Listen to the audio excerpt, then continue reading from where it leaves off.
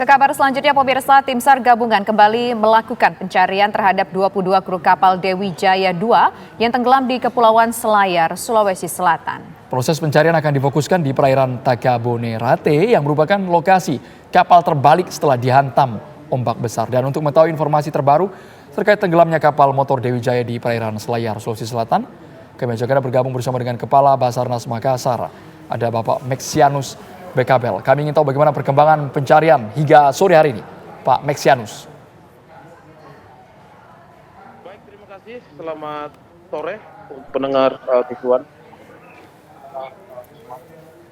Terkait dengan pencarian kapal Dewi Jaya 2 di perairan Selayar, itu pada hari kedua ini tim SAR gabungan melaksanakan pencarian pada pagi hari hingga pada pukul 11.30 itu tim SAR gabungan mendapat satu korban dalam kondisi selamat atas nama Ahmad Subecan. Jadi jarak dari LKK atau lokasi kejadian kecelakaan itu ke lokasi yang ditemukan itu kurang lebih 91 nautical mile, yaitu di Pulau Jinato. Dan kami pelaksanaan pencarian itu kami membagi dalam dua tim atau dua seru. Yang seru pertama menggunakan Riposar Selayar dan yang seru kedua menggunakan perahu nelayan. Dan kami juga berkoordinasi dengan ATC untuk bisa mengarahkan pesawat yang apabila melewati jalur kecelakaan itu bisa melihat atau dipantau dari udara. Dan sampai saat ini kami belum mendapat informasi terkait dengan korban yang lainnya. Ya, Pak, apakah mungkin ada kendala yang dihadapi ketika berupaya untuk mencari korban yang dinyatakan masih hilang ini, Pak? Jadi kendala yang kami hadapi di lapangan saat ini musim barat. Itu yang pertama pasti cuaca. Dan untuk cuaca ekstrim seperti ini bukan hanya cuma di Sulawesi Selatan, tapi di beberapa wilayah di seluruh Indonesia. Dan yang terkendala kami karena titik lokasi kecelakaan itu yang kami dapat dari kapten kapal informasi awal itu bahwa tidak pasti, dia hanya memperkirakan karena kejadiannya subuh.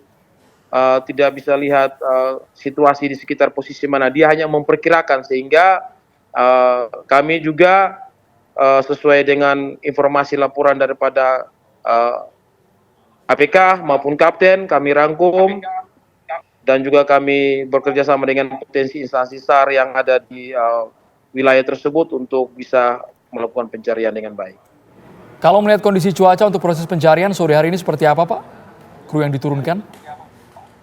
Kalau untuk kondisi cuaca saat ini sesuai dengan data BMKG bahwa untuk ketinggian gelombang itu 1,5 meter sampai 2 meter dengan angin rata-rata 15 knot. Dan itu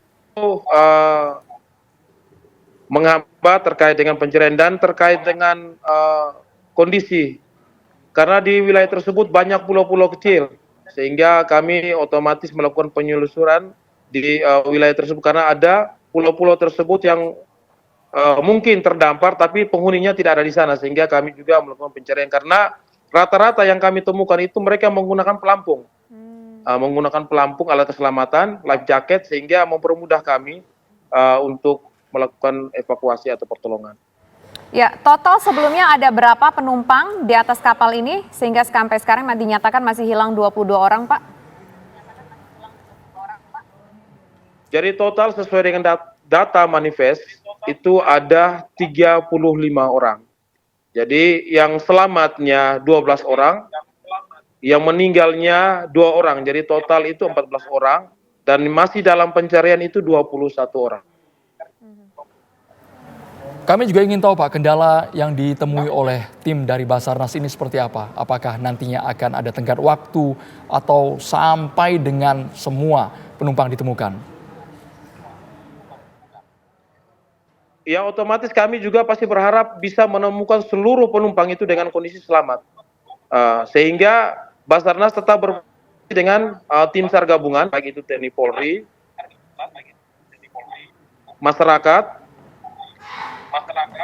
karena kondisi wilayah ini luas, yang di yang waktu kecelakaan itu kami hanya perkiraan saja, perkiraan saja. Baik, terima kasih Kabasarnas Makassar, Sulawesi Selatan, Bapak Beksianus Bekabel atas informasinya. Selamat sore.